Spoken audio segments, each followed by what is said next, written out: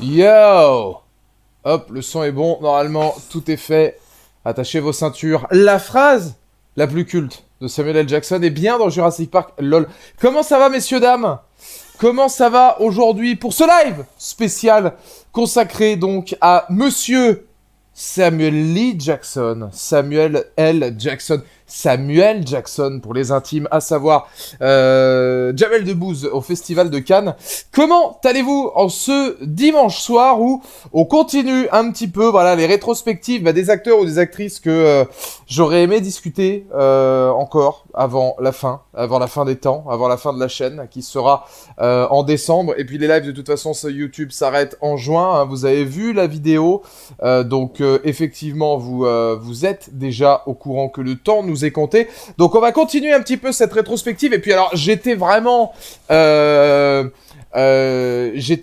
dans un mood où il fallait que je continue à développer en fait et discuter de l'univers un petit peu tarantinesque. Alors Samuel L. Jackson, ça va beaucoup plus loin que ça.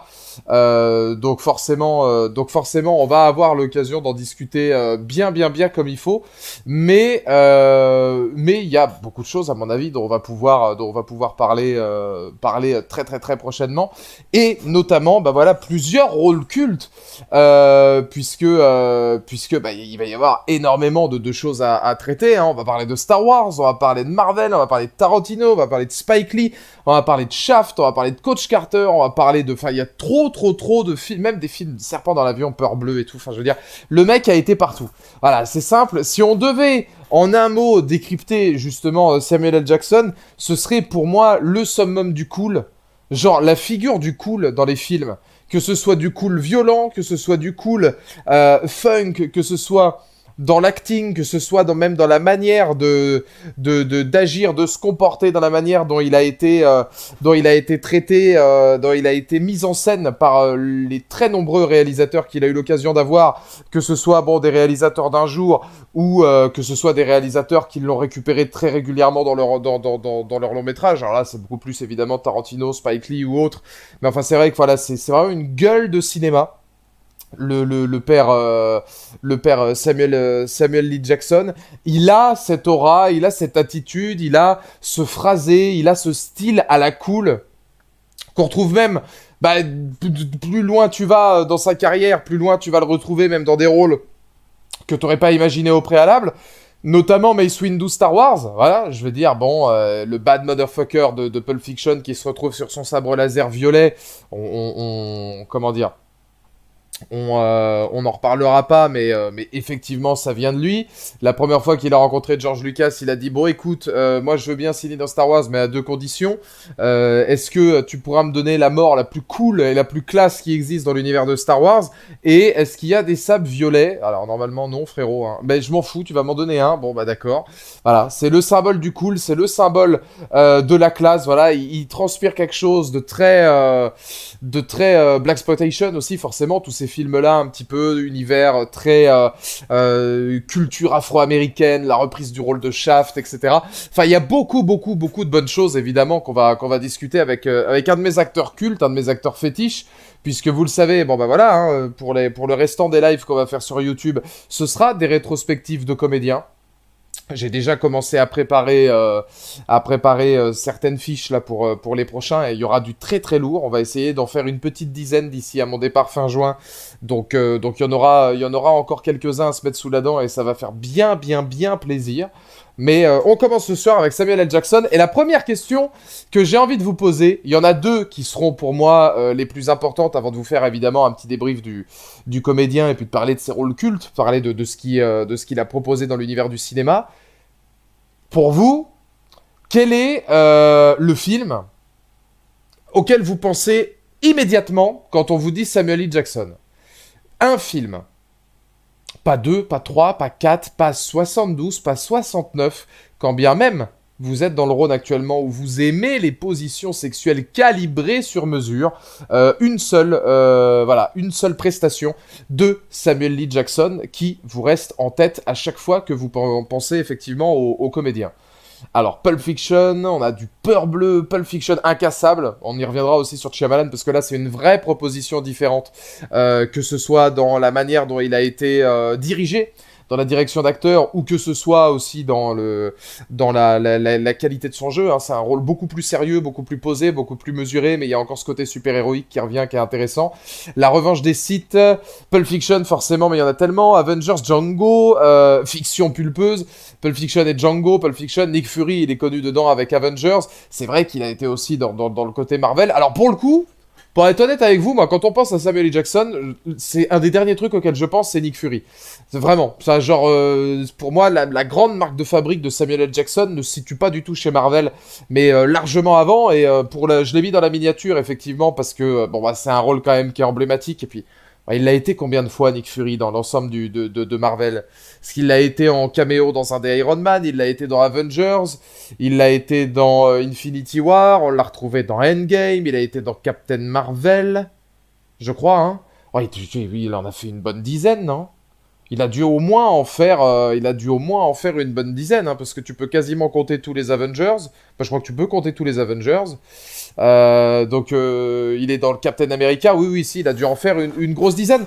Mais bon, c'est vrai que Nick Fury, voilà, c'est pas le rôle qui a demandé le plus de classe, le plus de pulp, le plus de style, le plus d'élégance, comme il nous l'a montré à maintes reprises. Parce que c'est un comédien quand même qui a des années et des années et des années et des années d'expérience cinématographique, qui a joué dans un nombre de films incalculable.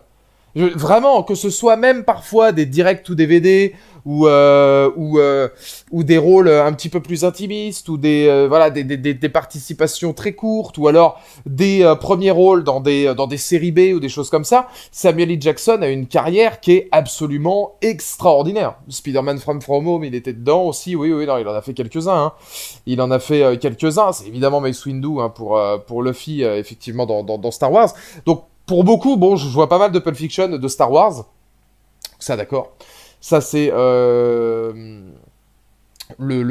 film dans lequel vous le voyez.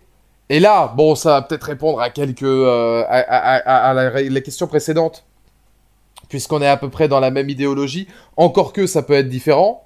Si vous deviez retenir qu'un seul rôle de Samuel L. Jackson. Parce que le préféré dans Pulp Fiction ne veut pas dire que vous n'allez pas pour autant choisir Mace Windu par rapport au personnage. Quel est le personnage emblématique, selon vous, de Samuel L. Jackson, qui, je le répète, mais entre Spike Lee, entre Star Wars, entre Marvel, entre tous ses rôles dans Tarantino, et puis l'intégralité de ses longs métrages, où il y en a aussi des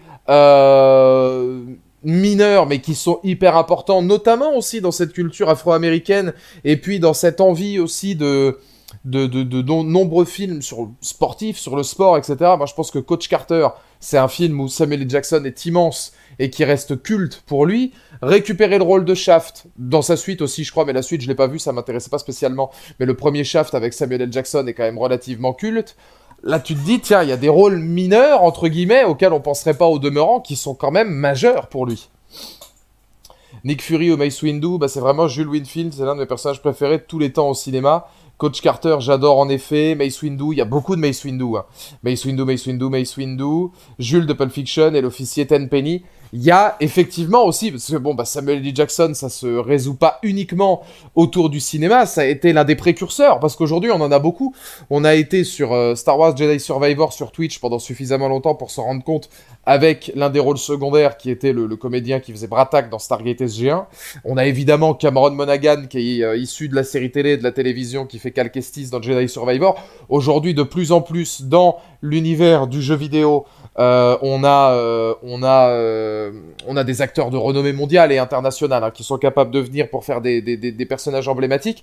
Samuel L. Jackson a été un des précurseurs, me semble-t-il, avec Michael Madsen qui était, je crois, dans le GTA Vice City. J'ai pas envie de dire de conneries, mais il me semble que Michael Madsen a fait un GTA, je crois, avant Samuel L. Jackson dans GTA San Andreas, mais l'officier Tenpenny de GTA San Andreas, effectivement. Alors, on a John Bernthal dans Ghost Recon. Bon, ça, c'est le mauvais exemple c'est un bon exemple d'acteur culte qui arrive dans le JV. Bon, voilà, on parlera pas du jeu, je préfère à la limite retenir sur John Bernthal sa prestation dans un zombie de Call of, je crois qu'il avait fait, bon, qui au moins mange beaucoup moins de pain, était une déception bien moins importante qui a montré en tout cas Ghost Recon Breakpoint, qu'on ne ragerait très peu, qu'on ragerait que très peu sur la chaîne Twitch. Ça s'est vérifié depuis, avec un calme olympien que les derniers playoffs ont encore manœuvré. De main de maître. Non, oui, c'est vrai qu'effectivement, Samuel L. Jackson, bon, il y a beaucoup de rôles phares. Moi, j'avoue que c'est beaucoup dans l'univers de Tarantino. Alors, Mace Windu, c'est une évidence. Coach Carter, j'ai beaucoup aimé. C'est vrai que dans l'univers de Tarantino, que ce soit Jules Winfield dans Pulp Fiction, que ce soit évidemment, parce que bon, c'est quand même hyper important de le nommer, mais son personnage dans Django Unchained, qui est absolument extraordinaire et à contre-emploi total. Le Major Warren dans Les 8 salopards est lui aussi extraordinaire. Voilà, c'est un acteur vraiment, vraiment hyper éclectique, capable de jouer n'importe quel rôle. Il a ce côté cool à chaque fois, puisqu'on le voit de toute façon en Mace Windu, où globalement, bon bah tu sens que c'est un rôle qui est normalement aux antipodes de ce qu'il fait d'habitude, mais il arrive à garder ce côté un petit peu classe. Enfin, il y a toujours une séquence, moi, qui me termine dans La Revanche des Sith, c'est quand il est sur le point d'aller tabasser Palpatine, et que tu le vois avec tous ses potes marcher vers les bureaux de Palpatine. Et tu le vois marcher dans le couloir, et en vrai, tu mettrais une musique funk de Pulp Fiction, ça passerait trop. Parce que le mec ne peut pas s'empêcher de bouger les épaules comme un pur produit, tu vois, de Harlem. Tu vois le délire? C'est genre, forcément, il a cette démarche, ce groove, ce style, où quand bien même tu mettrais un petit son à la Pulp Fiction, ça passerait trop bien, parce qu'il a cette aura naturelle. Alors, il a été dans Jurassic Park, il faisait Ray dans Jurassic Park, qui était un rôle relativement mineur, quand même, mais qui est intéressant, parce que vous allez voir qu'il a été connu sur le tard, hein, finalement, Samuel L. Jackson. Et on va en parler tout de suite, puisqu'on va essayer de faire une petite incarnation du personnage. Samuel L. Jackson est né en 1948, déjà 74 ans, et pourtant, il a été connu principalement à partir des années 90. Samuel L. Jackson. C'est principalement, en tout cas, l'heure de gloire du comédien, ça a été grâce à Spike Lee, qui lui a donné plusieurs rôles secondaires et plusieurs petits rôles, parce qu'il l'a rencontré, ils se sont énormément entendus. Je vous conseille d'ailleurs de regarder ou de re-regarder la victoire de Spike Lee pour le meilleur scénario, je crois, me semble-t-il que c'était le meilleur scénario pour Black Landsman, qui est un film extraordinaire. Je vous conseille de regarder Black Landsman si c'est pas fait tout court, puisque c'est un film légendérissime, Black Landsman. Et il se trouve que quand Spike Lee gagne justement l'Oscar, c'est Samuel L. Jackson qui lui décerne, et il est comme un gamin parce que c'est son pote qui récupère le trophée. Enfin, c'est hyper intéressant, hyper riche et hyper émouvant de voir le cinéaste et le comédien revenir comme ça. Surtout que c'est un beau retour pour Spike Lee aussi dans le monde du cinéma avec Black Landsman, parce que ce film est un vrai chef-d'œuvre. Et donc, du coup, c'est grâce à Spike Lee et quelques rôles secondaires, voire mineurs, que Samuel L. Jackson va justement commencer à percer un petit peu. Voilà, notamment en récupérant quand même une palme d'or au Festival de Cannes. Enfin, pas une palme d'or, je dis des conneries, mais en récupérant un prix au Festival de Cannes, qui est un prix pour le meilleur second rôle. Faut le savoir aussi, parce que ça, c'est pas forcément des choses qu'on sait. Mais effectivement, Samuel L. Jackson a été primé relativement tôt, et pourtant, on était dans les années 90, ce qui veut dire que 48, 58, 68, 58, 68, 78, il avait déjà largement plus d'une trentaine d'années, voire même 50, 48, il avait même plus d'une quarantaine d'années. Il avait même plus d'une quarantaine d'années quand Samuel L. Jackson a commencé véritablement à être sur le devant de la scène au cinéma et effectivement à la télévision. Il a eu plusieurs petits rôles secondaires à la suite justement de ses aventures avec Spike Lee, notamment dans Jurassic Park.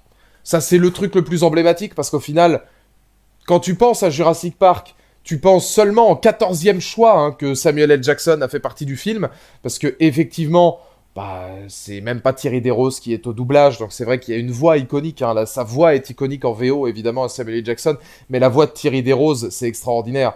Comment dire, voilà, il incarne véritablement ce côté cool de Samuel L. Jackson. Le match est parfait entre Thierry Desroses et Samuel L. Jackson, mais là c'est vrai que la voix est différente, donc tu penses pas forcément, nous en France, à Samuel L. Jackson du premier coup.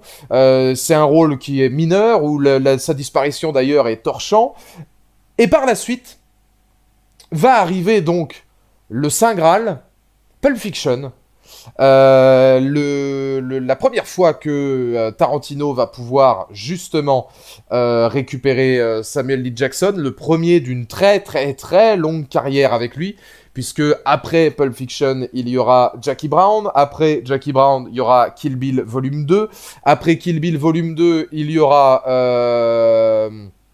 Alors j'ai un doute si c'est lui qui fait la voix du narrateur dans Inglourious Basterds. Mais sinon derrière, il revient dans Django. Ensuite, il est dans Les 8 salopards. Donc, énormément de films avec Tarantino ont le luxe d'avoir justement Samuel L. Jackson dans son casting. Et c'est à partir de ce moment-là que ça va exploser. Et où on se rendra compte finalement de quelque chose de quand même relativement important vis-à-vis de Samuel L. Jackson. Samuel L. Jackson n'est pas quelqu'un qui aura eu un nombre de rôles principaux dans des œuvres cultes extraordinaires. Jackie Brown, il est l'un des acteurs principaux, mais plutôt secondaire, dans le sens où les deux principaux acteurs sont quand même Jackie et Robert Foster. Pulp Fiction, c'est une chorale, donc forcément derrière, tous les acteurs sont à peu près au même niveau. Alors lui et comment ? Et John Travolta sont quand même largement en tête d'affiche, puisque eux ont l'opportunité d'avoir plusieurs séquences dans le film, au contraire d'un Bruce Willis qu'on verra dans une introduction. Mais sinon derrière, il va avoir plutôt son créneau à lui. La plupart ont leur chorale à eux, hein. Même Uma Thurman, on la revoit après avec Marcellus Wallace, mais globalement c'est plutôt une seule section. Eux auront le droit à plusieurs sections, donc ça reste parmi les rôles principaux. Et puis voilà, le côté un petit peu culte. On peut penser à Incassable, où effectivement c'est le méchant principal, mais le rôle principal est du côté de Bruce Willis. Les 8 salopards, tous les rôles, ou presque, sont mis à peu près au même niveau, même s'il fait partie quand même des grosses têtes d'affiche. On va avoir Django, où il fait partie des rôles secondaires. Mace Windu est plus ou moins quand même un rôle secondaire. Peur Bleue est un rôle secondaire. Là, je parle vraiment dans les films que j'ai l'occasion de citer comme ça. Nick Fury est un rôle secondaire. Et pourtant, c'est lui qu'on retient pratiquement lors de chaque intervention de ses films, et c'est ça qui est extraordinaire. Que ce soit dans un monologue, que ce soit dans sa manière d'interpréter le moindre de ses personnages, de pouvoir être un peu caméléon dans toutes les distinctions que vont pouvoir prendre ses rôles, et parfois dans le peu de rôles finalement où il a été le main character, si j'ose dire, hein, que ce soit par exemple Coach Carter ou Des serpents dans l'avion. Parce que Des serpents dans l'avion, le film est ce qu'il est, hein, c'est quand même relativement... Bon, c'est pas incroyable, mais ça se laisse regarder dans le genre série Z qui s'assume totalement. Avec une réplique culte, c'est quoi, c'est I'm sick of this motherfucking snake on this motherfucking plane, ou un truc comme ça. Enfin voilà, j'en ai marre de ces putains de serpents dans cet avion de merde. Mais il fallait mettre des fuck à gogo, hein, c'est-à-dire qu'avec lui, il faut qu'il y ait au moins un minimum de un fuck toutes les 3 phrases. Donc effectivement, tu te souviens quand même de sa performance. Voilà, c'est quelqu'un qui est capable de capter la caméra. Littéralement, naturellement, avec une classe et une cool attitude absolument extraordinaire, et qui est capable de t'enflammer tout un film, comme peu de comédiens sont capables de le faire, même dans des rôles extrêmement difficiles, puisque, pour revenir sur Tarantino, Jackie Brown, c'est une vraie saloperie. Quelqu'un quand même, notamment sur ces scènes avec Chris Tucker, c'est quand même quelqu'un qui est assez froid, très dur, et qui est comme le méchant principal de l'œuvre. Prends Les 8 salopards, le monologue des 8 salopards, c'est presque de l'horreur. C'est l'horreur des mots, mais c'est presque de l'horreur, hein, parce que c'est quand même quelque chose qui est hyper difficile, et puis alors c'est tellement bien filmé avec les réactions de Bruce Dern, etc., que ça donne quelque chose d'absolument génial. Effectivement, voilà, il y a quelque chose de très mystique, je trouve, chez Samuel L. Jackson, où peu importe le rôle qu'il va jouer, t'es capable de retrouver son style, t'es capable de retrouver son empreinte, et pourtant, en même temps, de complètement changer la donne, mais d'être le symbole du cool. Et c'est vraiment ça, en fait, c'est vraiment ça qui me marque chez cet acteur, c'est qu'il est le symbole du cool à part entière. Dans la future série Marvel, il a le rôle principal. Dans la future série, non, c'est pas Secret Wars. Je m'en rappelle plus. Oui, enfin, il jouera encore Nick Fury. Disons que ça va pas être un nouveau rôle pour lui. Après, il est sorti parfois de ses sentiers battus en allant... Secret Invasion, merci. Secret Wars, c'est le prochain Avengers. Secret Invasion. Et Secret Invasion, oui, donc il aura un des rôles principaux, parce qu'il y a aussi Emilia Clarke qui arrive dans l'univers du MCU. Bon, il y a l'air d'avoir pas mal de personnages, mais ça plutôt, quand même, en tout cas, l'air d'avoir de gravité, en tout cas, autour de Nick Fury. Mais voilà, comme dit Sofiane, ouais, c'est un charisme incroyable. Il va capter le truc tout de suite, il capte l'attention, même dans un Django, par exemple, où il est radicalement différent de ce qu'il fait d'habitude. On se souvient de ses séquences, on se souvient de sa manière d'être, on se souvient de ses dialogues, de ce côté ultra roublard, ultra mesquin, hyper dérangeant, mais qui match parfaitement avec Leonardo DiCaprio. Et on se souvient beaucoup de lui aussi, par exemple, dans quelque chose de différent, où là, il va chercher beaucoup plus dans l'émotionnel et dans le côté plus difficile à manœuvrer, dans ce qu'il représente, dans ce qu'il est, dans le côté encore plus mystique, magique, et puis finalement super-héroïque. Bah c'est incassable. Son rôle dans Incassable est absolument super, parce que là, il est dirigé par M. Night Shyamalan, donc c'est une direction d'acteur, une manière de filmer largement différente. On rentre dans le mystique, on rentre dans le surnaturel, on rentre dans le surhumain. Enfin, il y a vraiment ce... Il y a une passerelle qui est hyper drôle et hyper intéressante, d'ailleurs, parce qu'il va réussir à être dans ce film-là. Et puis, derrière, il finira par jouer Nick Fury dans le MCU, donc être dans le monde des super-héros à part entière et être l'un des pionniers qui va créer l'univers du super-héros chez les Avengers, alors qu'il rêvait super-héroïsme dans Incassable. Donc c'est que même sa carrière, finalement, elle est plutôt bien manœuvrée. À tout moment, on le revoit en Mace Windu. Alors c'est une question que je peux vous poser dans le chat en prenant une petite lampée de ce magnifique thé mentholé. Est-ce que pour vous, Mace Windu pourrait revenir dans un futur proche ou éloigné de Star Wars? Je vous demande pas si vous le voulez, je vous demande, est-ce que vous pensez que ce serait possible?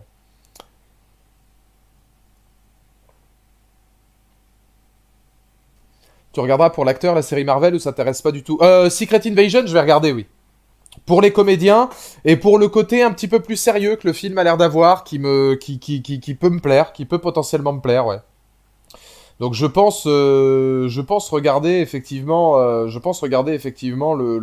série quand elle sortira. Je pense que Disney aime trop la thune et que le faire revenir serait un bon gros stonk. Oui. Oui, Mace Windu, ça rapporterait énormément possible, oui, mais quelle idée de merde. Sauf en flashback. Il est trop vieux. Enfin, tu peux modifier le visage, mais... Mais je suis d'accord avec toi, moi. Je suis pas pour. Ce serait possible, mais pas forcément utile. Il y aurait le film où il est colonel qui a déraillé et que c'est Tommy Lee Jones qui le sauve pendant un tribunal militaire. Samuel L. Jackson plus Tommy Lee Jones. Alors, ça me dit un truc comme ça, effectivement. Non, je pense pas qu'il reviendra, sauf si le cachet est intéressant, une série sur la jeunesse de Windu. Alors ouais, pour être tout à fait honnête avec vous, Mace Windu a eu une belle évolution dans Clone Wars, et si on veut le réutiliser, on peut très bien faire comme la dernière série qui est sortie, là, comment elle s'appelait déjà? Tales of the Jedi, en le faisant en animé. Il n'y aura pas particulièrement besoin de Samuel L. Jackson pour continuer à faire vivre Mace Windu. Faut savoir que quand Samuel L. Jackson a voulu arriver dans Star Wars, c'était donc à deux conditions, avoir un sabre violet, avoir une mort cool.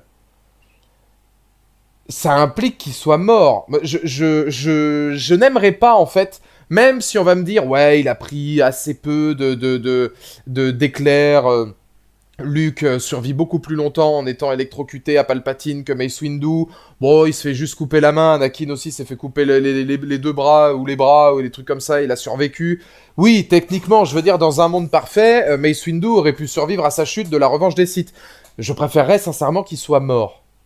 Parce que j'ai pas envie de voir revenir systématiquement toujours des personnages où on se dit ils sont morts, puis en fait non, simplement pour l'appât du gain, si c'est pour pas les écrire, pas les développer, et si c'est pour qu'au final, une mort ultra emblématique ne devienne qu'une «Ah ouais, non mais en fait il était pas mort», bon bah du coup ça gâche tout. Un personnage comme Boba Fett par exemple, c'était pas gênant. Pas du tout même. Boba Fett,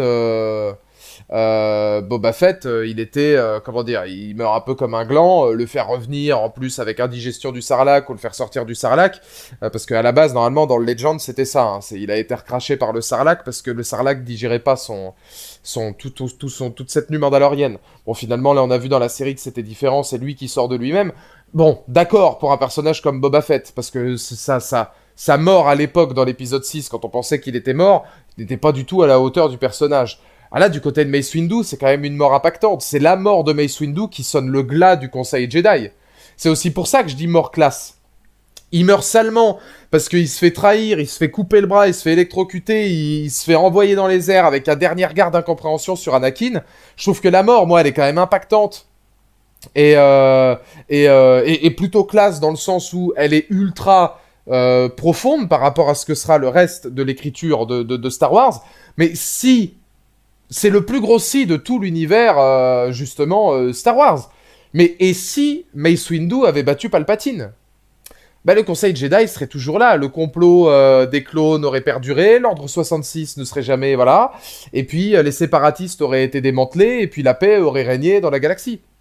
Et ça s'est joué sur un battement de sabre, finalement, qui est aussi, là, le grand travail autour d'Anakin, qui est un personnage extraordinaire et qui a gravité autour de ça. Mais effectivement, on a quand même donné à Samuel L. Jackson, à une époque en plus où Samuel L. Jackson... Ah si, quand même, parce que je crois que La Menace Fantôme, c'est 98 ou 99. Bon, il avait déjà fait Jackie Brown, il avait déjà fait Pulp Fiction, il avait déjà fait les films avec Spike Lee, il avait déjà plusieurs seconds rôles. Si, Samuel L. Jackson était quand même déjà assez haut placé à Hollywood, mais il l'a été d'autant plus avec ce rôle-là. Ce qui est d'autant plus intéressant, c'est que c'est aussi quelqu'un qui va choisir aussi en fonction de ses goûts et en fonction de ce dont il croit dans le cinéma et de son amour pour le cinéma. Parce que dans La Menace Fantôme, Mace Windu n'apparaît que très peu. À mon avis, il devait être déjà au courant de ce qui allait être le cas dans l'attaque des clones et dans la revanche des Sith, mais c'est vrai qu'effectivement, dans La Menace Fantôme, on le voit relativement peu. Et pourtant, déjà, il capte l'atmosphère. Déjà, on sait que ce sera un personnage important. Déjà, on le reconnaît par rapport à ce qu'il est capable d'offrir, et notamment, bah, dès les premières minutes où on le voit, son animosité envers Anakin, ou en tout cas son manque de confiance, son manque de croyance, où il était dans le vrai depuis le début. Parce que lui et Yoda avaient repéré quelque chose que Qui-Gon, Obi-Wan et le reste du Conseil n'avaient pas vu au moment où Anakin est arrivé au Conseil. Cette scène est la plus grande de l'univers Star Wars, là où tout change. C'est... Alors pour moi, la revanche des Sith, c'est la plus grande scène de tout Star Wars tout court. Parce que il y a très très très peu de choses à jeter dans l'univers de Star Wars. Vis-à-vis de la revanche des Sith, vis-à-vis de ce film-là. L'introduction en plan séquence, la mort de Dooku, les états d'âme et les questionnements autour d'Anakin, Utapau avec le général Grievous, l'exécution de l'Ordre 66 après la mort de Mace Windu, l'arrivée d'Anakin sur Mustafar, la révélation d'Obi-Wan avec Padmé, le combat final... Et ça passe très très très très très très vite. J'ai publié parce que c'était les 18 ans de Star Wars la semaine dernière, le 18 mai je crois. J'ai publié un tweet justement qui a pas mal marché sur le film pour demander aux gens quelle était leur scène fétiche. Et pour beaucoup c'était le film en lui-même est fétiche. C'est pas juste une scène. Quel film quand même. Quel film quand même. Et c'est vrai que cette scène-là, voilà, c'est là où la bascule se fait. C'est-à-dire que globalement, Mace Windu est, et ça il faut le donner à un acteur comme Samuel L. Jackson, c'est une obligation, puisque Samuel L. Jackson est capable d'avoir cette aura et ce prestige pour le montrer. Faut savoir aussi que Samuel L. Jackson est celui qui a choisi de n'avoir aucun effets spéciaux dans sa scène de combat avec Ian McDiarmid, puisque toute la séquence qu'il y a entre Palpatine et Mace Windu, les acteurs ont beau être déjà... je vous dis, il est né en 40... il est né en 48, Samuel L. Jackson, il avait pas loin de 60 ans déjà dans La Revanche des Sith. Il avait déjà 57 ans, il en a 74 là. Il avait déjà 57 ans et c'est lui qui gère totalement sa scène d'action. Pareil pour Ian McDiarmid, les deux sont ensemble, c'est filmé beaucoup plus proche des corps et c'était une volonté des comédiens pour rendre ça vachement plus réaliste. Donc effectivement, enfin voilà, il y a aussi cette fonction-là d'un acteur qui va se donner à fond pour le rôle, de quelque chose d'hyper emblématique. Et puis de la confiance qu'on lui donne. La confiance qu'on lui donne pour un rôle comme ça.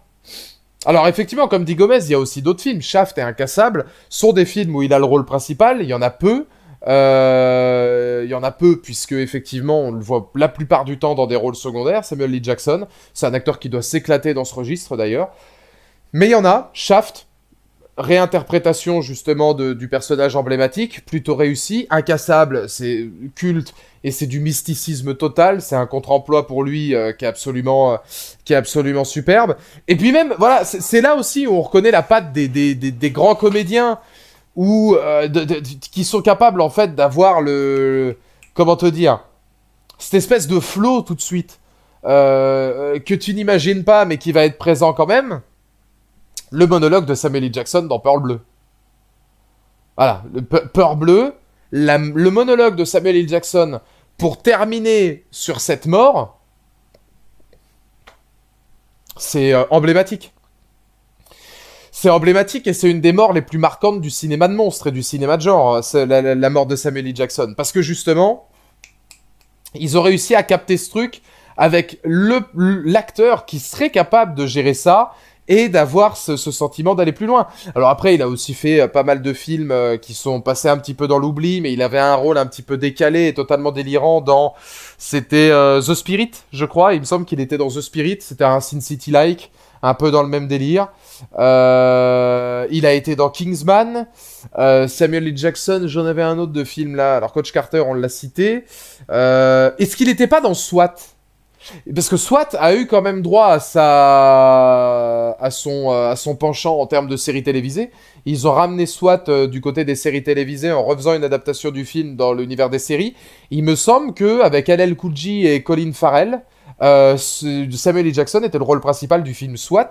Donc il a été dans beaucoup d'actionneurs aussi. Ça, il faut le dire, mais il a été dans beaucoup de films d'action. Il y a les deux derniers, il y a eu une suite avec Ryan Gosling. Non, Ryan Reynolds. Il avait fait un film avec Ryan Reynolds, tantôt action, tantôt comique, où effectivement, là, tu vas le retrouver là-dedans. C'est quand même aussi Die Hard. Il faut y penser aussi, ça. Mais il a été l'un des rôles principaux et un rôle quand même relativement culte de Die Hard. Il a été dans Le Négociateur. Alors ça... Le Négociateur, je sais pas si vous aurez... Non, ça m'étonnerait que vous ayez la référence. Donc là, on est que 63 dans le chat. Si parmi les 60 personnes qu'il y a là, il y a une personne qui a la ref, c'est quand même extraordinaire. Dans l'album non, c'est dans l'album Rap Stories de Faf Larage, qui adore le cinéma, qui donne tout pour le cinéma. Faf Larage a un morceau dans son album qui est une prise d'otage. Je me souviens plus exactement comment s'appelle le titre. Est-ce que c'est prise d'otage? Je me demande si le titre s'appelle pas prise d'otage. En tout cas, essayez peut-être d'aller écouter, tapez Faflarage prise d'otage, ou peut-être que ou peut-être qu'éventuellement vous pourrez retrouver le morceau. Et il se trouve que dans ce morceau-là de Faflarage utilise plusieurs skits au début et à la fin du morceau. Le morceau est guidé par justement Thierry Desroses. Thierry Desroses, qui est la voix française de Samuel L. Jackson, et on entend la voix du négociateur. C'est-à-dire que la chanson est faite un peu comme un film, où pour amener les couplets musicaux, c'est Thierry Desroses qui va justement amener les couplets en reprenant donc son doublage du film Le Négociateur qui était avec Samuel L. Jackson. Donc preuve que Le Négociateur a eu quand même son statut de petit film culte, mais ça, que ce soit Faflarage ou Hayam, ils le font régulièrement. Hayam avait utilisé la voix de Gerald Butler pour Spartiate Spirit en reprenant la voix de 300, etc. Ils ont eu sur Dédicace à Skay, qui est là d'ailleurs dans le chat, dans le titre Je suis Marseille, bande organisée, a repris Benoît Alman. Benoît Alman qui est la voix de Morgan Freeman notamment, donc bon, c'est vrai que c'est Hayam, Faflarage et tout cet esprit-là, tous les collectifs marseillais, la plupart du temps, aiment à reprendre justement des comédiens qui font du doublage de rôles emblématiques pour justement revenir et donner ce côté filmique à leurs morceaux et à leur cinéma, et c'est vachement bien. Et donc du coup, Faflarage avait fait ça avec Le Négociateur de Samuel L. Jackson. Donc il y a eu un nombre incalculable finalement de sections et de segments d'actionneurs, de films d'action pure. Et parmi les films d'action pure dans lesquels il a été emblématique, effectivement, il y a Die Hard. Die Hard, voilà, son rôle dans Die Hard et son duo avec Bruce Willis, c'est absolument extraordinaire. Alors moi, effectivement, je suis plutôt de la gamme Tarantino. Moi, quand on me parle Samuel L. Jackson, je pense à Tarantino en premier. Mais parce que j'ai été élevé, moi, avec Quentin Tarantino depuis tout petit, et parce que Pulp Fiction, pour moi, est une œuvre absolument extraordinaire, qui est dans mon top 10 all-time, parce que première rencontre avec le réalisateur et une plâtrée des comédiens qui étaient là-dedans, et forcément, bon, voilà. Mais bon, derrière, quand t'aimes Star Wars, forcément, Mace Windu est impactant. C'est bien dit, ça, monsieur Artworks. Mais je vous en prie, madame Artworks, c'est toujours un plaisir d'étinceler et d'illuminer les débats en votre présence. T'es passé mon cœur à quoi? 10 minutes d'éloge encore extraordinaire autour d'Anakin Skywalker. Voilà, il faut le dire. Je sais pas si t'es encore là ou si t'es déjà reparti sur le pont de Brooklyn, mais effectivement, voilà, on a parlé de Mace Windu et puis on a fait l'éloge extraordinaire de l'écriture d'Anakin pendant bien 10 minutes. On ne parle jamais assez d'Aiden Christensen qui était très bon, il faut le rappeler, en Anakin. Il m'a surpris dans Django, pour moi c'est son meilleur rôle. Django est légitimement, oui, parmi les meilleurs rôles de Samuel L. Jackson, parce que c'est un contre-emploi total et c'est très très dur. À mon avis, pour un acteur afro-américain, ça doit être très dur de jouer un rôle comme ça. C'est du contre-emploi presque pur jus, pur souche, et dans l'âme et dans l'attitude et dans l'être humain, quoi. Et forcément, derrière, même si il y a beaucoup d'humour dans Django, notamment vis-à-vis de ce personnage-là, vraiment, parce qu'il met beaucoup d'humour pour faire passer la pilule un peu plus facilement, c'est un rôle qui est difficile quand même. Mais je vous pose la question dans le chat, si on parle juste de Tarantino, pour vous, quel est le rôle emblématique de Samuel L. Jackson? Parce que tout le monde va dire Pulp Fiction, mais faut pas sous-estimer Ordell dans Jackie Brown, qui a une place énorme, et les gars, Warren dans Les 8 salopards. Repensez juste au monologue. Le monologue de Warren dans Les 8 salopards, il est équivalent à l'Ézéchiel de Pulp Fiction. Et je pense même que d'un point de vue d'acting, il est plus dur à jouer. Je pense même que d'un point de vue acting, Warren est plus dur à jouer que Jules de Pulp Fiction. Parce qu'il faut jouer le gars complètement cinglé. C'est dans un état d'esprit en plus où c'est possible que ce soit faux. Puisque au final, dans Les 8 salopards, on sait pas vraiment s'il a tué le gamin de l'autre. On sait pas s'il l'a tué comme ça. C'est quelqu'un qui a l'habitude de mentir, notamment avec la lettre de Lincoln, hein, Warren, dans Les 8 salopards. Donc on sait pas trop, hein. Et c'est ça qui est fort, c'est qu'il navigue toujours là-dessus. Et emblématique, je dirais tout de même Nick Fury. Bah, Nick Fury, il est ultra important pour l'univers de Marvel, parce que c'est lui qui va quand même aller voir Iron Man dès le départ. Il y a Captain America qui va y passer, puis il crée juste les Avengers. Maintenant, c'est plus le rôle, plus que le comédien. Disons que Nick Fury, en fait, il aurait été joué par n'importe quel autre acteur, ça aurait pas forcément changé quelque chose. En tout cas, je trouve pas. Que tu mets Nick Fury, admettons, tu vois, que tu mets Denzel à la place de Samuel L. Jackson pour jouer Nick Fury, pour moi, ça me choque pas, c'est à peu près la même chose. Donc, le seul truc qui est emblématique et qui est du Samuel L. Jackson pur jus chez Nick Fury, c'est quand à la fin d'Avengers Infinity War il disparaît et puis qu'il essaie de dire motherfuck et puis il part en fumée juste avant de le dire pour la référence à ce mec-là. Mais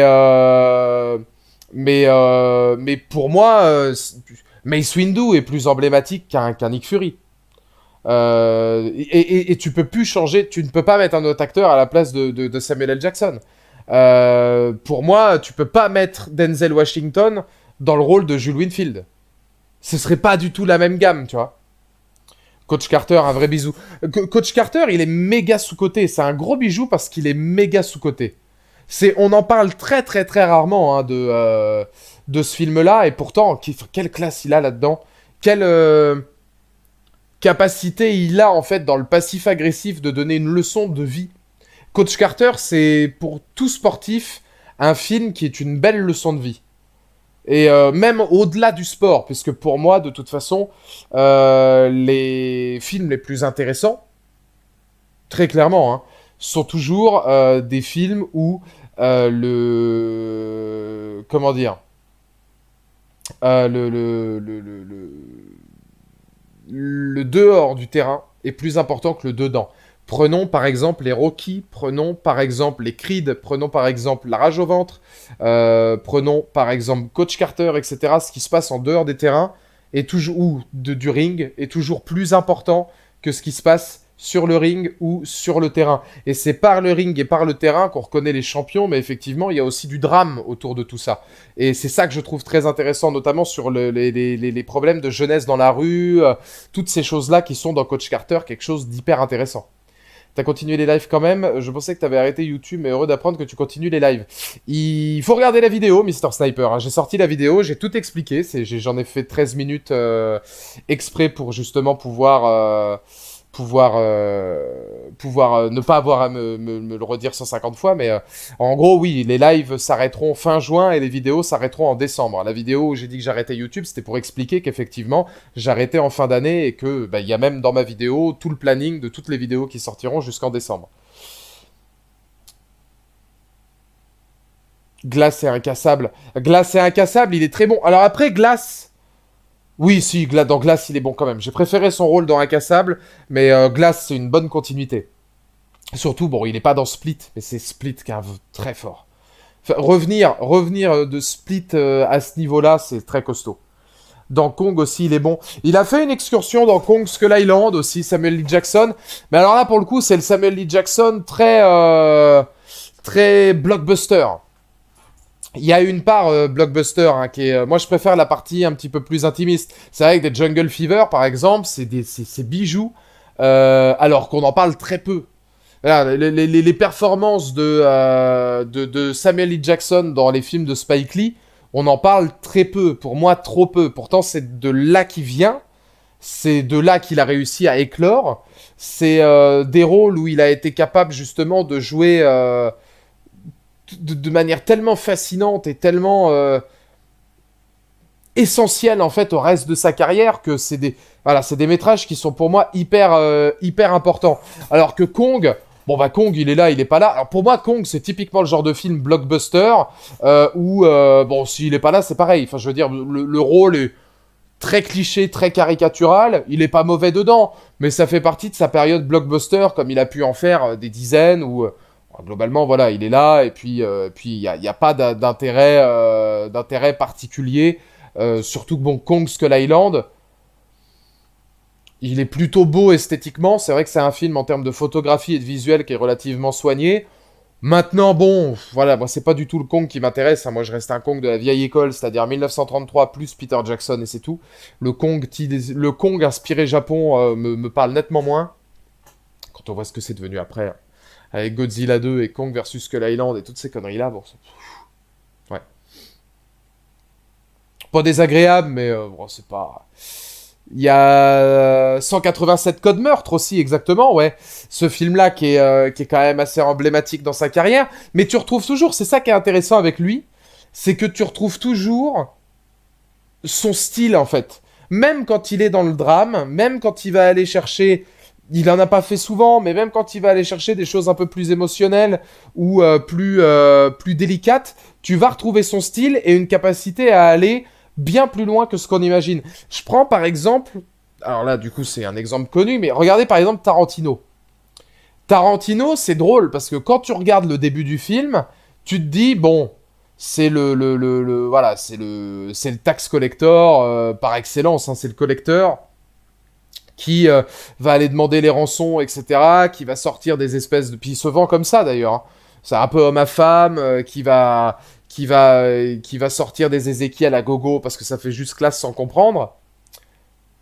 Et c'est là tout le cheminement qu'il y a derrière. C'est que lui, avec Travolta, aura le droit à plusieurs segments. Bah, Travolta a le droit à 3. Je crois que ça doit être Travolta qu'on voit le plus hein, dans le film, d'ailleurs.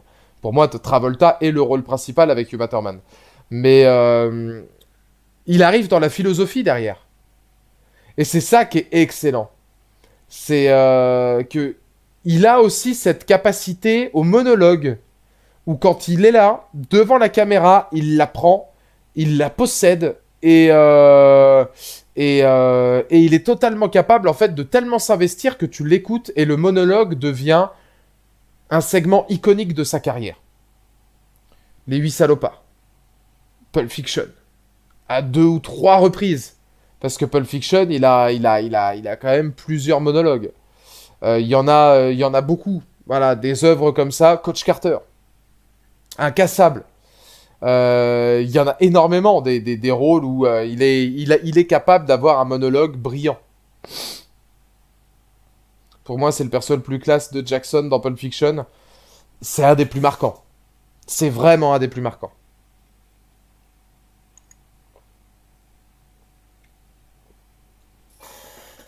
Tu sais les récompenses qu'a reçu l'acteur.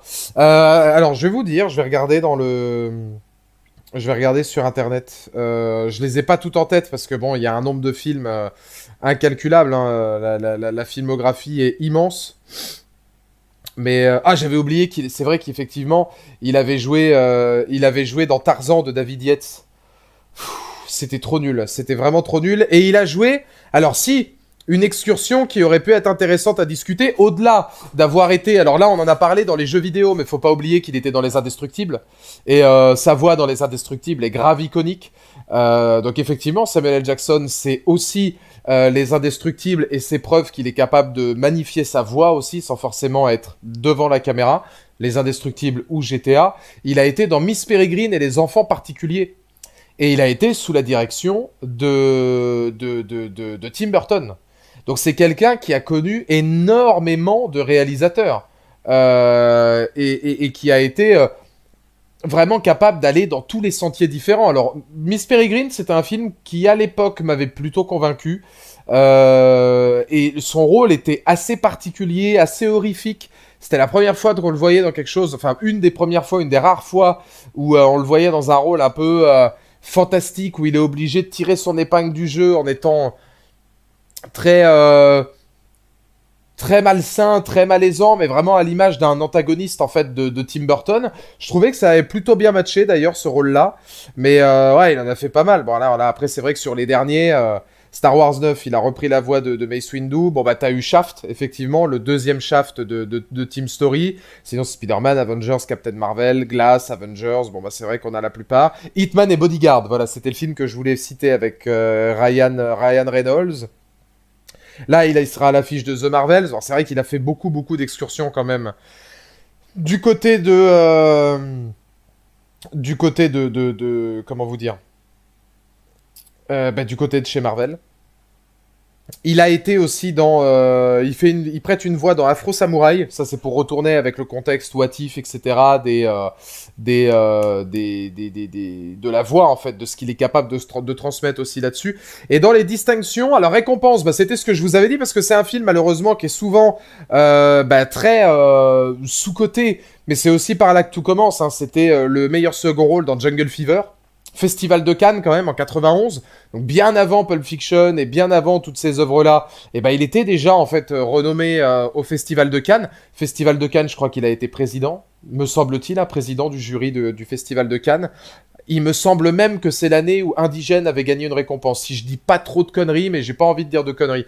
Mais il a fait partie du Festival de Cannes. Jungle Fever, voilà, pour moi, c'est vraiment du grand Spike Lee. Ce qui est intéressant, c'est que c'est du Spike Lee un peu à l'ancienne, dans les années 90. Mais tu reconnais beaucoup la patte de Spike Lee à cette époque-là, qu'il a récupéré aussi récemment, là. Notamment dans les derniers films qu'il a pu faire, même au niveau de la musique, avec Terence Blanchard qui revient pour refaire des BO extraordinaires. Enfin voilà, moi j'adore Spike Lee, donc je suis pas objectif, mais c'est vrai que Samuel L. Jackson là-dedans en rôle secondaire était extraordinaire. Puis enfin, c'est un très bon film, hein. T'as du Wesley Snipes, t'as John Turturro, je crois, qui est dedans aussi, donc c'est quand même un monstre. Mais sinon derrière, au niveau des récompenses, c'est un sujet qu'on va aborder jusque maintenant du côté de chez Samuel L. Jackson, parce qu'il l'a revendiqué totalement il y a pas longtemps. Bon, Kansas City Film Critic Award pour Jungle Fever, New York Film Critic Award meilleur acteur, etc. Spike Video Game Award, meilleure performance pour un figurant dans un jeu vidéo avec GTA San Andreas, comme quoi. Et sinon, très peu de choses. C'est que des prestations secondaires. Ça va être des lauréats du prix pour l'ensemble de sa carrière au BAFTA, au BET Awards, mais assez peu de récompenses finalement.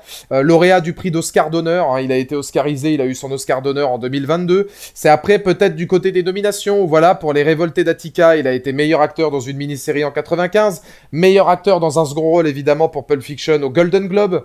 Donc là pour les Golden Globes, c'était quand même quelque chose. Meilleur acteur dans un second rôle, ça c'est toutes les nominations qu'on s'en doute, hein, mais je vous les rappelle quand même si vous les savez, donc pour Pulp Fiction en 95. Golden Globe, meilleur acteur dans un second rôle pour Le Droit de tuer, ça revient à ce qu'on disait, hein, c'est beaucoup de rôles secondaires. Golden Globe, meilleur acteur pour Jackie Brown, ça c'est normal, et je vous le redis, Jackie Brown c'est un film tellement sous-coté où le mec est extraordinaire. Il avait fait La couleur de l'arnaque aussi, je crois, avec Damon Wayans, qui était très bon si je dis pas de conneries. Et puis après, dans les trucs un peu principaux, Primetime au Emmy Award, meilleur producteur pour Afro Samurai. Samurai. San Antonio, film critique, meilleure distribution pour Django, mais ça c'est pour l'ensemble. Après, du Saturn Award, etc. C'est vrai que, à part des prix d'honneur, quelques nominations, et puis quand même son second rôle pour Django Fever au festival de Cannes, voilà, c'est pas quelqu'un qui va crouler sous les récompenses. Et pourquoi ? Parce que Samuel L. Jackson l'a dit lui-même, il a envie de se faire plaisir. C'est quelqu'un qui vit pour se faire plaisir, qui vit pour le cinéma, qui vit pour toutes sortes de cinéma, d'expériences qui vont le faire kiffer. Et il l'avait dit en interview il y a pas longtemps, lui, faire des films à Oscar ou des films intellectuels ou des films d'auteur sous prétexte de se faire une carrière et d'être... voilà, au niveau de la critique ou de la presse ou des trucs ou des machins, Golden Globisé, Oscarisé, il en a rien à foutre. Il en a rien à foutre. Il a dit, écoutez, moi les gars, entre faire un film comme ça qui me plaît pas, ou reprendre 50 fois Nick Fury, je reprendrai 50 fois Nick Fury parce que je m'éclate. Alors, voilà, moi, c'est vrai que je suis quand même pas mal porté, moi, sur les comédiens qui sont capables d'aller vers l'indé. Moi, j'aime bien les films, les films indés, j'aime bien les films d'auteur. J'aime beaucoup Shia LaBeouf, par exemple, pour le virage qu'il a donné à sa carrière, ça vous le savez. J'aime beaucoup ce que fait Travis Fimmel, Charlie Hunnam, etc., sur des registres comme ça aussi. Moi, je suis quelqu'un qui aime bien ça. Maintenant, force est de reconnaître que Samuel L. Jackson, lui, il a pris l'option du « je me fais plaisir ». C'est aussi tout à fait louable. Second rôle ultra qualitatif, dans des blockbusters, dans des films parfois plus intelligents, dans des films intéressants, voilà, quand il revient sur du Spike Lee, ou quand il reste chez Tarantino, là on retrouve le Samuel L. Jackson à la fois fantasque et fantastique. Et ça fait du bien, ça fait plaisir, parce que ça illustre vraiment ce qu'il est capable de retransmettre. C'est le symbole du cool par excellence, mais qui est aussi totalement caméléon et capable de jouer tout ce qu'il veut. Il est capable de tout faire. Même si, voilà, comme dit Vin Diesel, bon, c'est quand même, voilà, un rôle secondaire par excellence. Il a rarement eu l'occasion d'avoir un rôle principal pour lui. Peut-être un peu plus dans les années 90-2000. On peut citer encore Shaft ou Coach Carter ou d'autres, hein, comme ça, puisqu'on va pas citer toujours les mêmes. Mais c'est vrai que sinon, derrière, il y en a énormément de films différents, mais assez peu. Il y a SWAT, effectivement, mais SWAT, il y a aussi beaucoup Colin Farrell, LL Cool J, etc.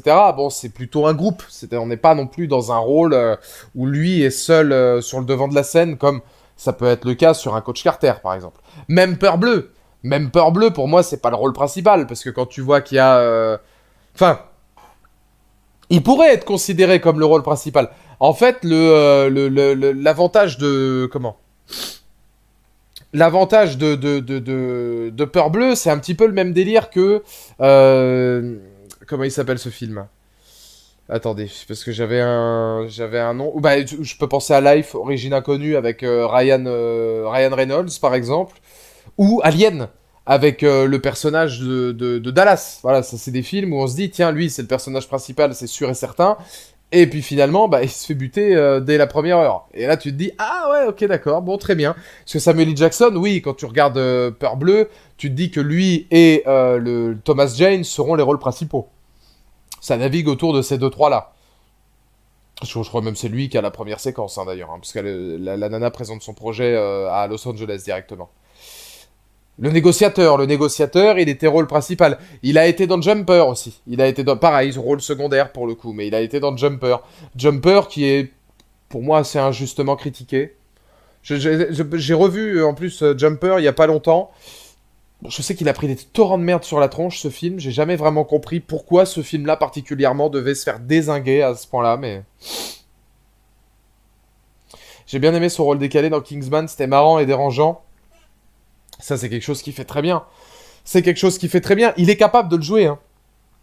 Ça, je vous dis, c'est un mec, depuis... allez, même si on disait que depuis les années 90... Parce qu'il a été quand même... Il a eu une ascension fulgurante dans les années... au début des années 90.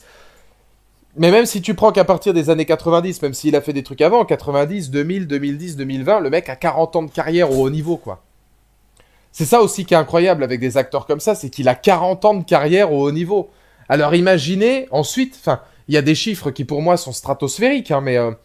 des comédiens comme Harvey Keitel, des comédiens comme Robert De Niro, Al Pacino, Sigourney Weaver. Sigourney Weaver, qui a été principalement connue dans les années 70, a eu 70, 80, 90, 2000, 2010. Là, elle est sur ses 60 ans de carrière. 50 ans, elle a plus de 50 ans de carrière. Je sais pas si on se rend compte, en fait. Ça, c'est toujours un truc qui... Alors, on va pas compter Clint Eastwood, qui a 2000 ans de carrière, lui. Mais pour un comédien, rester à haut niveau, réussir à changer de registre, changer de style, mais en même temps être toujours... Parce que Sigourney Weaver l'a fait. Quand elle fait Gorille dans la brume, elle est pas du tout la même que quand elle fait Ellen Ripley ou quand elle va faire... Est-ce que quelqu'un sait me rappeler le nom de son personnage dans SOS Fantôme? J'ai un trou. Je l'adore en plus dans SOS Fantôme, dans son côté humour décalé. Mais je me souviens plus le nom de son personnage à Sigourney Weaver dans SOS Fantôme. Mais voilà, on est sur 50 ans de carrière. Je trouve dans la prélogie, il est assez froid, il est très sérieux. Oui, parce que c'est un Jedi qui le mérite. D'un autre côté, il a ce côté décalé du sabre bad motherfucker, plus la demande du sabre violet, plus le côté cool. Même Dana, voilà, c'est ça. Il n'y a pas de Dana. Ouais, non, si, il n'y a que Zoul. Non, oui, c'est ça, c'est Dana, ouais. Merci beaucoup. Oui, il l'a, mais même dans la manière dont Mace Windu va tuer Django, ça a un côté très classe. Tu peux pas donner ce rôle-là et la mort de Django Fett à quelqu'un d'autre que Mace Windu quand tu vois le charisme avec lequel il le fait. Parce qu'il arrive, il en a rien à foutre, c'est bam bam bam, je coupe la tête, je regarde, au revoir, merci. T'as toujours envie de mettre Mr. Loot, Pulp Fiction, à chaque fois qu'il fait un truc en Mace Windu, tu vois. Et ça, c'est la preuve que s'il est capable de tout jouer, il garde cette aura systématique qui lui correspond à merveille, quoi. Dans Glass, on peut considérer que c'est le premier rôle, même si ce n'est pas celui qui a le plus d'écran. Le film porte son nom quand même. Oui, Glass, bah même Incassable. Incassable et Glass, c'est vrai que c'est... Bon, je l'avais dit tout à l'heure, il fait partie des rôles plus que principaux, légèrement secondaires par rapport à Bruce Willis dans Incassable. Et même s'il porte son nom, Glass, parce qu'il faut terminer la trilogie, légèrement secondaire par rapport à Bruce Willis et surtout James McAvoy qui, voilà, qui vole un peu le show...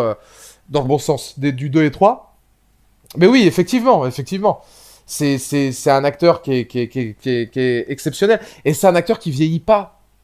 C'est ça aussi qui est incroyable aussi avec ces comédiens-là qui ont du talent, mais c'est un mec en fait qui est intemporel.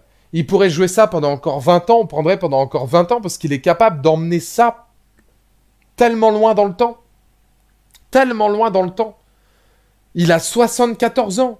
Enfin, il y a des mecs, aujourd'hui, quand tu te dis Sigourney Weaver, elle a le même âge, je crois, elle doit avoir 72. Lui, il a 74. Morgan Freeman, je sais plus quel âge il a, mais lui, c'est pas encore tout à fait pareil. Morgan Freeman, on a l'impression qu'il a 70 ans depuis les années 80. Mais pareil, c'est des acteurs qui sont indémodables. Et ce sera des comédiens, pour l'univers afro-américain, pour le symbole du cool, qui seront très durs à remplacer. Parce que qui pour vous, tiens, on va faire une des petites dernières questions avant de clôturer le live, qui pour vous pourrait être le futur de Samuel L. Jackson? Qui pourrait être le prochain Next Big Thing, en gros, coucou Brock Lesnar, mais qui pourrait être le prochain Samuel L. Jackson, si tant est qu'il y en ait un, même si pour moi il n'y en aura pas, mais qui pourrait être, voilà, le gars qui pourrait avoir cette telle cool attitude? Parce qu'on me dit Jonathan Majors, pour moi, Jonathan Majors, limite, il serait plus proche d'un De Niro. Hein. Je vois beaucoup Berntal en Majors. Et je voyais beaucoup de De Niro en Berntal. John David Washington, John David Washington, oui, enfin, il va surtout faire du Denzel. Enfin, John David Washington, c'est un très bon comédien. Donc pour moi, il serait tout à fait capable d'avoir son propre style, mais tu retrouves tu retrouves quand même pas mal le côté Denzel. Michael B. Jordan. Peut-être effectivement Michael B. Jordan, oui, qui pourrait être dans le même délire, mais il se trouve que on n'est pas du tout dans les mêmes axes. Michael B. Jordan, c'est déjà séducteur, c'est aussi le physique, c'est une autre forme de charisme. Quand Samuel L. Jackson arrive dans Pulp Fiction, il a un charisme qui est ahurissant. Alors on a Jamie Foxx, mais Jamie Foxx est déjà bien installé. Jamie Foxx, pour moi, c'est pas vraiment le futur. Jamie Foxx, c'est le présent. Avec justement, ouais, oui, pour moi, le futur, ce serait plus des mecs style, en termes de de possibilités d'exécution par la suite, ce serait des Jonathan Majors qui sont relativement jeunes ou des Michael B. Jordan. Jamie Foxx, il est quand même bien installé. Jamie Foxx était dans Jared, hein, et Jared, ça date de 2004 ou 2005, 2006, 2007, je sais plus. C'est pas très vieux, hein. Enfin, c'est pas tout jeune, je veux dire, Jared. Jamie Foxx, il était musicien avant, tu vois. C'est comme si je te disais, bah, Will Smith. Mais sauf que Will Smith, pareil, lui, il a déjà... Je crois que même Jamie Foxx, je me demande s'il a pas plus de 50 balais, hein. Jamie Foxx, il est pas... Il est plus tout jeune, hein. Il fait jeune, parce que, voilà, c'est un mec qui a un charisme incroyable. Oh, putain. Jamie Foxx, il a 55 ans.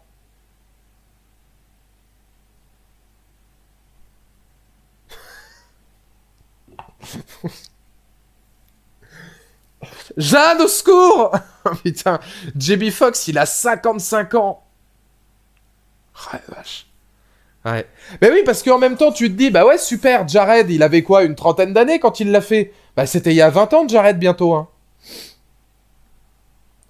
Donc, Anthony Mackie a pas du tout la même aura et pas la même classe, mais moi je pense que Samuel L. Jackson, il n'y en aura pas d'autres.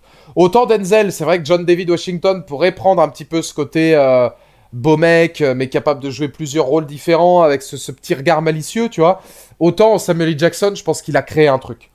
C'est aussi là-dessus que je voudrais finir, hein. C'est que Samuel L. Jackson, il n'y en a qu'un comme lui. Il a créé son truc.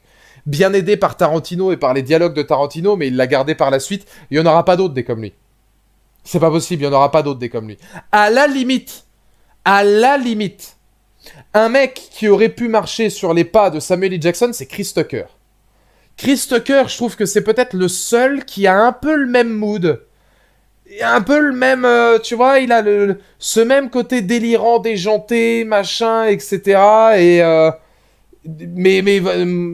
Enfin, largement différent en tant que comédien. Quand je veux dire, Samuel L. Jackson est à des années-lumière. Mais Chris Tucker marche un peu sur ces pas-là.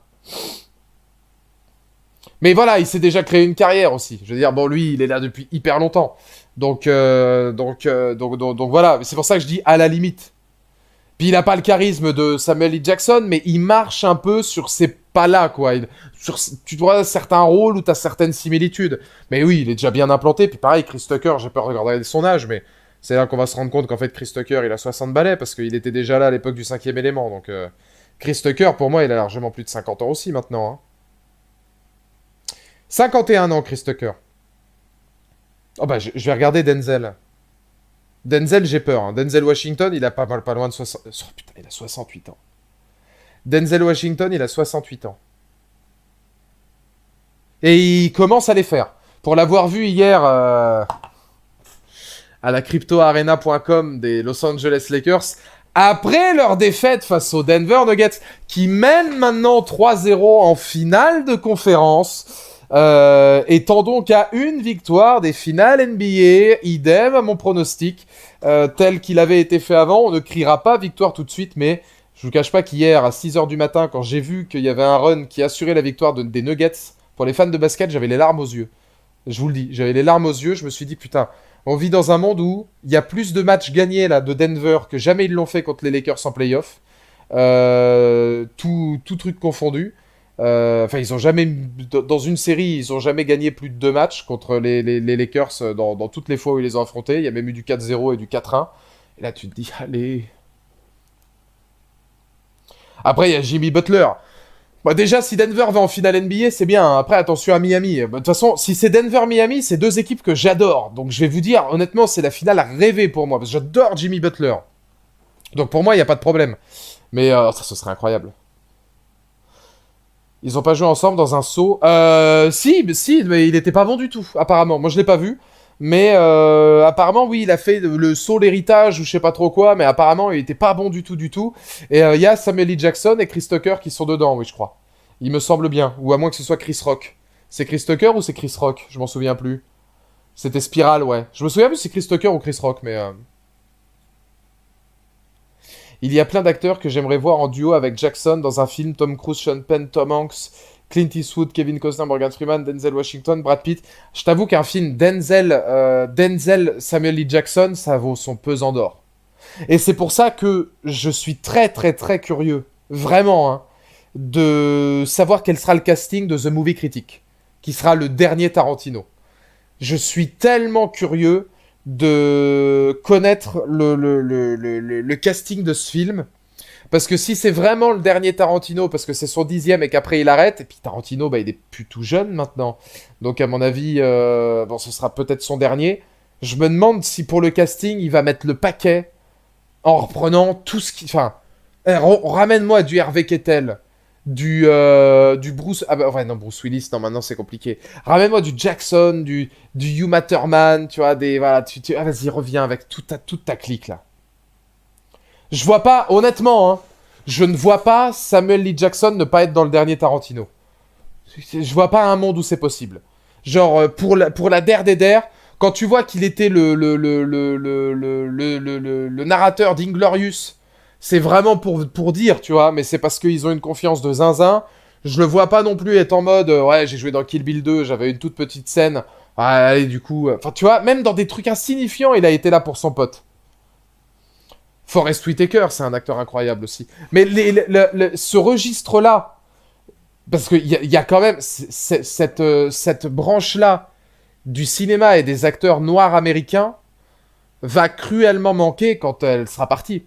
Samuel L. Jackson, Denzel Washington, Forest Whitaker, Jamie Foxx, bah même Chris Tucker, Eddie Murphy, tous ces mecs-là, Damon Wayans, les frères Wayans en général. Maintenant, t'as la nouvelle génération, John Boyega, Michael B. Jordan, Jonathan Majors. Ah, si, Hollywood veut encore de lui. Enfin, il y a plein de nouveaux acteurs qui pourront faire la différence. Mais cette génération-là, quand tu te dis que dans les années 90, t'avais Jackson, Denzel et Eddie Murphy au sommet de leur art, avec Chris Tucker, c'est Rush Hour, non? C'est lui qui joue dans Rush Hour, Chris Tucker. Parce que Chris Tucker, mec, c'est un acteur de zinzin. Je veux dire, dans les années 90-2000, c'était un monstre. Danny Glover. Danny Glover aussi, qui a fait, lui, des rôles encore radicalement différents. Mais ouais, c'était une section extraordinaire du cinéma noir américain, principalement aussi menée par des mecs comme Spike Lee, qui ont été tellement importants pour la culture, la reconnaissance et le traitement justement de cette culture afro-américaine et de ces enjeux-là et de ce cinéma-là, qui est un cinéma à part entière. C'est fabuleux. Daniel Kaluuya, oui, pour Get Out, oui aussi. Oui, ça c'est la nouvelle garde. Oui, parce que lui, il est connu depuis un petit moment maintenant, mais pour moi, ça reste quand même dans la nouvelle garde. Carl Weathers aussi, ouais, qui était Apollo Creed au sommet dans les années 80-90, qui était aussi dans Ah ouais, lui, même Carl Weathers, c'est même avant. Hein. Carl Weathers était connu avant que Samuel L. Jackson soit connu, parce que Carl Weathers, son heure de gloire, c'était dans les années 80. Carl Weathers, je vais regarder son âge, je vais voir flou, je pense. Hein. Il a 75 ans, Carl Weathers. Il a 75 ans. Mais il a le même âge, il est de la même année, il est de début d'année, mais il a la même année que Samuel L. Jackson, Carl Weathers. Et il est encore capable aujourd'hui de faire du Mandalorian, hein, et de réaliser du Mandalorian. Parce que Rocky, voilà, premier Rocky c'est 76, donc 76-80 avec les actionneurs. Predator c'est dans les années 80, c'est 87. Donc ouais, t'as vraiment une grande période jusqu'à Rocky... il est de quelle année Rocky 4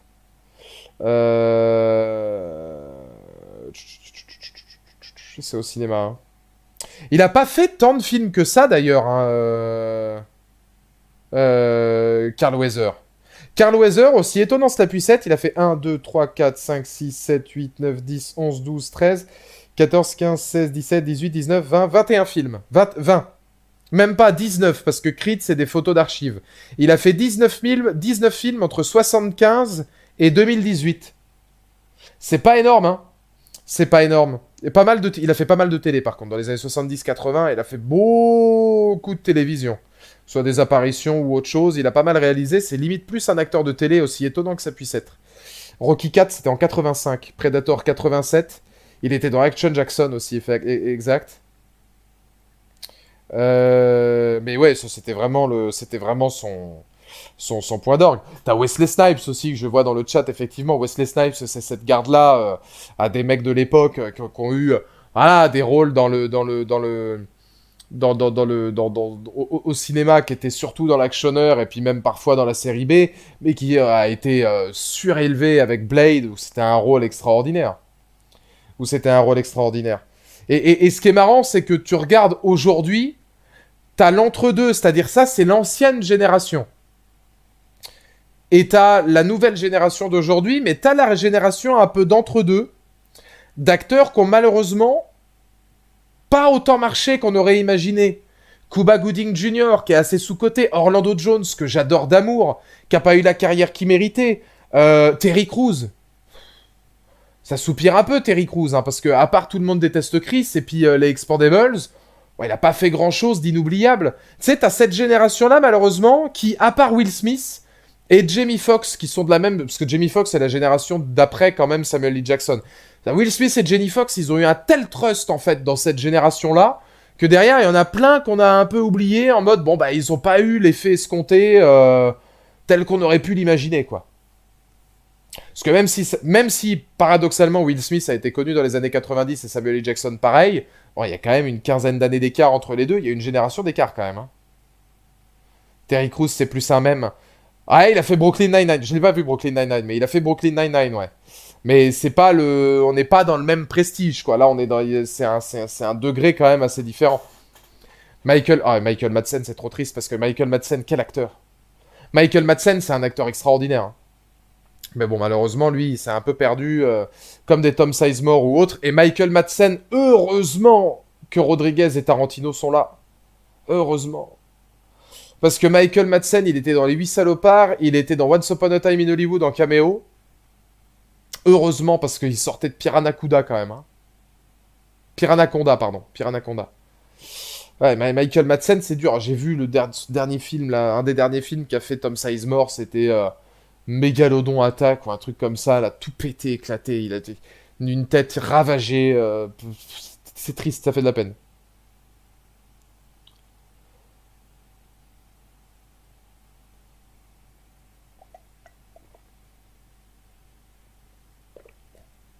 Enfin, en tout cas, ouais, une carrière quand même, une carrière quand même assez énorme hein, pour Samuel L. Jackson, qui illustre, voilà, le cool à l'état pur, l'excellence, énormément de rôles ultra atypiques. Par curiosité, je vais vous compter le nombre de films qu'a fait Samuel L. Jackson. On va terminer là-dessus. Je vais regarder sur le nombre de films qu'a fait Samuel L. Jackson dans sa carrière, qui commence dès les années 70. Hein. 1, 2. C'est vrai qu'il était dans Do the Right Thing aussi, hein, de Spike Lee. C'est ça qui l'a lancé. C'est ce que je disais, hein, les films de Spike Lee qui le lancent fin des années 80, vraiment extrême, 89 plus années 90. Euh, là, tu commençais avec Mo Better Blues de Spike Lee aussi, où il est dedans. Jungle Fever, qui le met sur un piédestal. C'est vraiment ces trois films-là de Spike Lee où il le reprend très constamment, qui vont l'emmener là-dessus. Il y avait School Days aussi en 88 de Spike Lee, où Samuel L. Jackson était dedans. Il y avait Lawrence Fishburne d'ailleurs dedans. Et c'était avec Giancarlo Esposito. Giancarlo Esposito a fait beaucoup de films avec Spike Lee aussi. J'adore Spike Lee, et puis tu vois qu'au final, bah, il n'y a pas de hasard, il y a que des rendez-vous, comme dirait David Kruger. 1, 2, 3, 4, 5, 6, 7, 8. 20, 21, 22, 23, 24, 25, 26, 27, 28, 29, 30.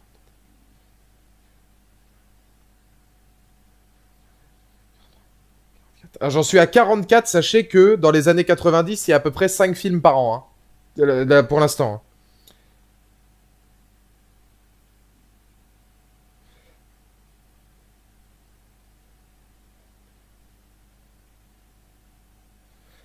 J'en suis à 70 pour Triple X2 en 2005.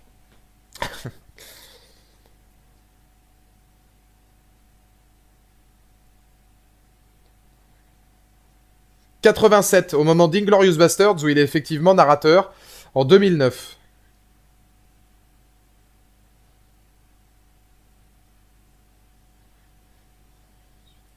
100 avec Robocop, je me souvenais plus qu'il était dans Robocop, le remake de 2014.